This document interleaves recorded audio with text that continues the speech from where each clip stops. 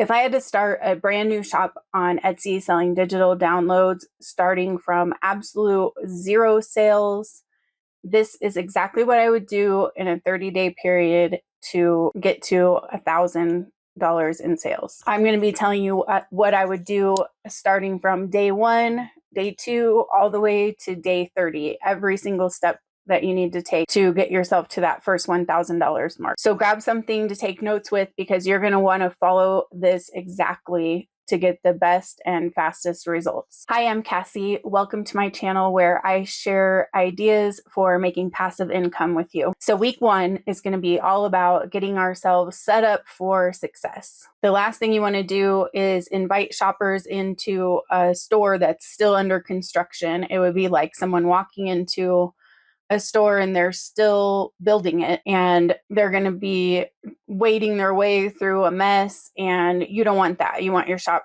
to be perfect when shoppers come in for the first time and they want to buy something from you. So on day 1, you're going to get clarity on what you want to sell and who you want to sell to. So first, I want you to think about what printables or digital products you like to make, because that's the most important. If you're not having fun, this is not going to work. You have to make things that you enjoy, and you want to serve a customer that you enjoy serving. This is going to help you establish your brand. And I want you to also think about, what do you want to be known for? And if you're brand new to making digital products and you've never really experimented with it or anything, try making a few things and see what you find fun, because what you think you might be completely different from what you actually like making. And then another thing to consider is, if you happen to already have an audience on social media somewhere, what kind of digital products could you make for that audience that you already have? Because this is going to make your process go a lot smoother if you can use the assets you already have. But if you don't, that's okay. You don't need an audience to get started. Just if you happen to have one, use it to your advantage. So day 2 is going to be all about us setting up our Etsy shop for success. So you're going to want to set up every single section in your Etsy shop. Make sure everything is filled out. This is super important. It affects your search visibility. It affects your shop as a whole. It affects how customers shop. So make sure you fill out every single section. That includes like the sections that are about you, your shop announcement, all of that stuff.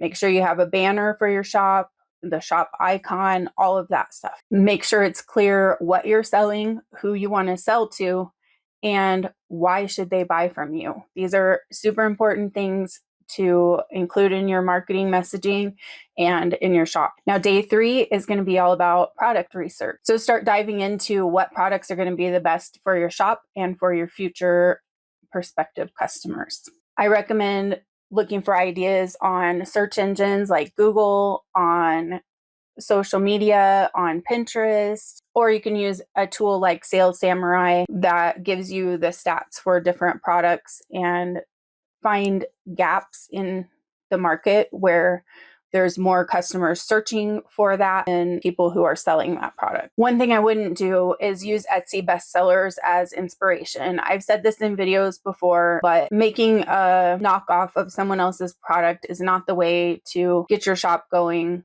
You're most likely not even going to be able to compete with them. You want to come up with your own unique stuff. People are going to come to you for your creative style and for what you make out of your own unique brain. So don't use other products as inspiration when someone else is already selling. When you do your research on Google, you can search for free printables that are doing well and make your own paid version. If people are looking for free versions of stuff, then they're most likely looking for a paid version on Etsy too. And you can just see what the top free printables are by just typing in free printable, and then Google will give you some suggestions, and those are usually the top searched free printables.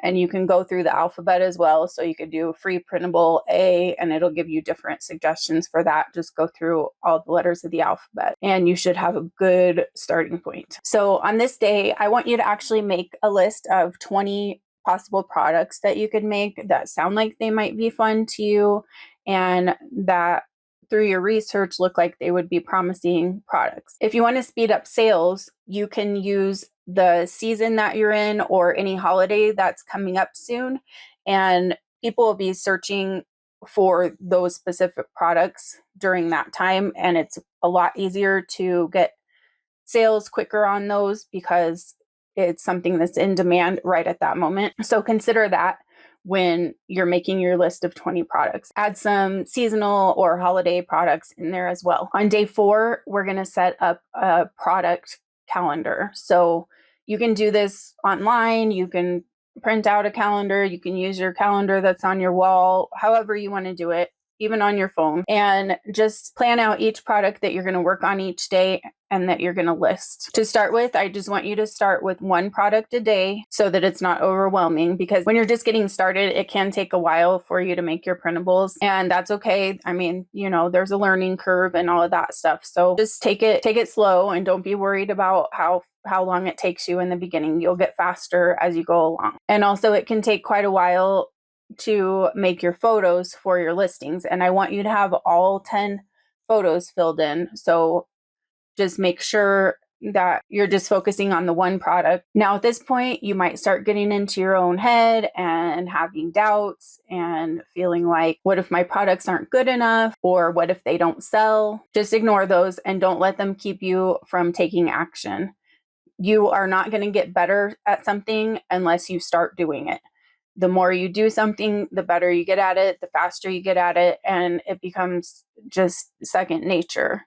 So what feels hard in the beginning is going to feel way easier even a month from now. If you want to start a printables business, you won't want to miss my brand new course that's coming out in just a few weeks. Be sure you get on the wait list for that. It's at passivelyEverAfter.com.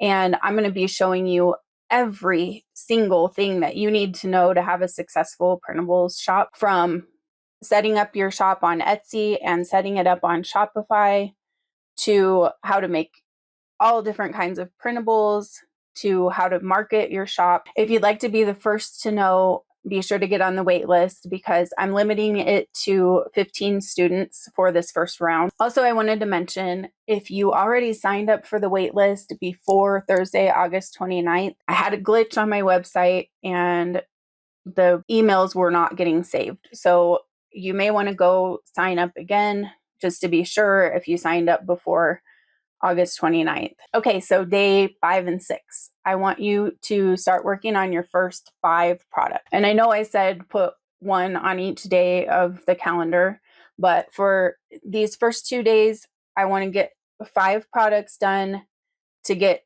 the shop looking full. So when shoppers come in and look at something, they can see that I have other products. I don't just have 1 product sitting there in my shop. So this is just going to make it look a little more complete and give shoppers a little more confidence. So on day 7, we're going to start creating the images and the videos for the listings. As I mentioned before, I want you to include all 10 images. This is super important for getting found in Etsy search. Etsy has a new thing in the dashboard now, and it gives you insights into what you can improve in your shop to get found in search better. And one of those things is to have all 10 photos. So a few things you can include in your photos is the size. You can show measurements of what the product is, any special instructions that you have that you might want them to know prior to purchasing. Include at least one photo that says that it's a printable or digital download, and include some up close images so that they can see it very closely. You can zoom in on Etsy, and most people know that, but it just gives you another photo to show, and it also makes it easy for them to see it up close without having to go through Zoom. And as far as the videos go, you do not have to record like a physical video necessarily. If you have a product that you want to do that for, it'll make it eye-catching for sure, but that's a lot of work, especially if you're just beginning. So what you can do is in Canva, you can make your photos basically into a little slideshow, and set how many seconds you want it to be. or you can add animations to your photos to make it a video. So those are a couple options to just make a video really quickly to put in your Etsy listing. So on week 2, we're going to start trying to trigger the algorithm. So day 8, I want you to get those first 5 products listed in your Etsy shop. Make sure you fill out everything, all the attributes, all the photos. Make sure you have a title that has keywords in it that people are searching for, and you have those same keywords in your product description. Super important if you want to get found in Etsy search. Another thing I want to note here is each image that you put in your listing has an alt tag that goes on it. So all you have to do is click on the image, and then it'll come up where you can type in a description. And this is for people that can't actually see the picture, and it will read the description to them.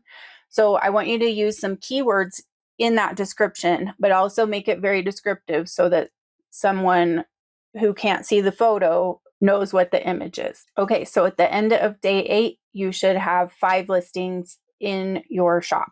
Now days 9 through 14 is when you're going to start creating one product and listing it each day. So this is where your calendar would start. So all the things that you did for your first 5 listings, that's what you need to do for each listing going forward. Staying active in your shop helps Etsy know that you're engaged and you're working on your shop and you're there, and you'll help shoppers. Be sure if you happen to get any messages that you're answering those. I had a glitch with my app, my Etsy seller app. By the way, be sure to put the Etsy seller app on your phone or whatever device you use regularly, because when buyers send you a message, you'll get a notification and then you can answer it really quickly. If you don't answer it quickly, then your customer service score goes down, and then Etsy is going to hold you back a little bit. So just make sure if you get any messages, you're answering those right away. I had an issue with my Etsy seller app. It wasn't giving me the notifications. Even though it was turned on, I was not seeing the messages because I wasn't going into my shop every day and looking. So they dinged my shop for that customer service issue. So week 3, we're going to be driving traffic. On day 15, I want you to choose a social media platform that you want to use to bring traffic to your Etsy shop. So I recommend using Pinterest for sure. Now, Pinterest is going to be a longer term thing. It takes a little bit longer to get seen on Pinterest, but it's definitely worth it in the end. And then I would also recommend something like TikTok or Instagram, Facebook. It depends where your audience is. If your audience is younger, then go for TikTok or Instagram. If you have a little bit older audience, maybe Facebook's better. You just have to determine what's the best for your business. Now, today's the day we're going to set up the accounts for whatever social media you want to use. I wouldn't do more than 2 just to get started, because it's going to be overwhelming. Just start with 1 or 2 social media platforms and use those to drive the traffic until you get all the kinks worked out and you have mastered that platform. Then you can move on to something else and add in more platforms if they're appropriate. Driving your own traffic to Etsy is going to give you a huge boost in the algorithm. So that's why I'm saying to do that, because if you start getting sales on your own without Etsy having to give them to you, then it starts boosting your listing up in the ranks, and you're just going to get seen more on Etsy. Plus you have your own traffic coming in. It's just going to snowball and lead to way more success. On days 16 through 21, we're going to make a post, video, pin, whatever platform, whatever is appropriate to the platform that you chose as your social media. I want you to make one for one of your products that you already have listed in your shop. And then also we're going to continue making one new product and one new listing every day. So you should constantly have more products to have in your shop for Etsy to push up, and you should constantly have ones to promote on social media. We're on to week 4, the last week of the month. And if you're still with me, this is a lot of information. If you're still with me at this point in the video, comment in the comments, I'm a winner, so I know who's in it to win it. So days 22 to 30, keep doing what you did on days 16 to 21. Still keep promoting one product a day on social, and keep making one product and one listing every day. Just make sure you remain active in your shop and active driving traffic to your shop from social to get that snowball going and really get the big result. Now, I'll also leave you with a couple of bonus tips. Once you have quite a few listings in, a couple weeks or a few weeks into your shop, start looking at your stats and see what things are getting viewed a lot, favorited, ordered, and consider what products you can make that are similar. Like, can you make some sort of variations? Can you make it in a different size, a different color? Can you make it editable? Consider those things, because if they're getting a lot of attention, and especially if they're not getting sales, there may be something about it that people want a little bit different. So, if it's something that's not editable and it's able to be, make it editable. Keep your old version, but make a new version that's editable.